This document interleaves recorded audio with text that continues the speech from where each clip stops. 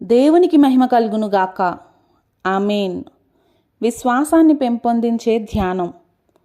అప్పుడు తమ దేవుడైన యెహోవానగు నేను తమకు తోడుగా ఉన్నాననియు ఇశ్రాయేలీయులైన తాము నా జనులై ఉన్నారనియు వారు తెలుసుకొందురు. ఇదే ప్రభువగు యెహోవా వాక్కు.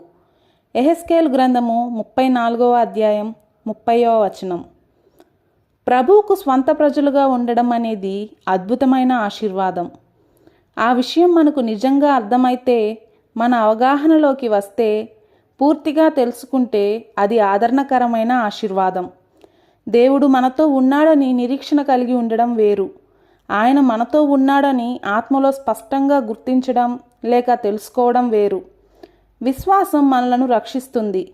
అయితే ఆ రక్షణ మనలో ఉందని స్పష్టంగా తెలుసుకోవడం మనలో గొప్ప సంతృప్తిని నింపుతుంది.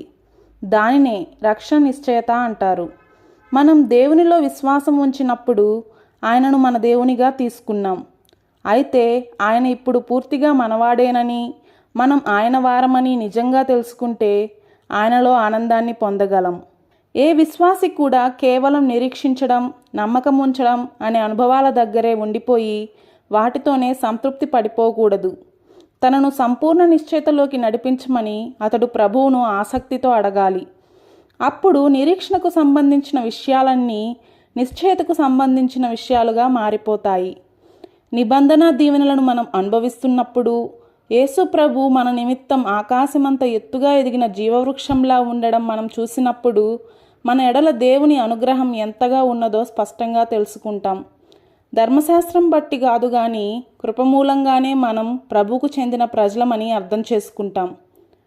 ప్రతి సమయంలోనూ మన దృష్టి ఉచిత కృప మీదనే నిలిపి ఉంచుదాం. ధర్మశాస్త్ర క్రియల మూలంగా ఎప్పటికీ విశ్వాస నిశ్చయతను పొందలేం. అది సువార్త భాగ్యంగా మనకు సువార్త మార్గంలోనే అనుగ్రహించబడుతుంది. మనలోకి మనం చూసుకోవద్దు కానీ ప్రభువు వైపుకే చూద్దాం. మనం ఎంతగా యేసును చూస్తుంటామో అంతగా మన రక్షణను చూస్తాం. ప్రభువా, మా దేవా, నీ ప్రేమను వరదలా మా మీదకు పంపించు. అప్పుడు సందేహం, భయం అనే బురద మా మీద నుండి పూర్తిగా తొలగించబడి మేము నిజంగా నీ వారమై ఉన్నామని తెలుసుకుంటాం. ఆమేన్.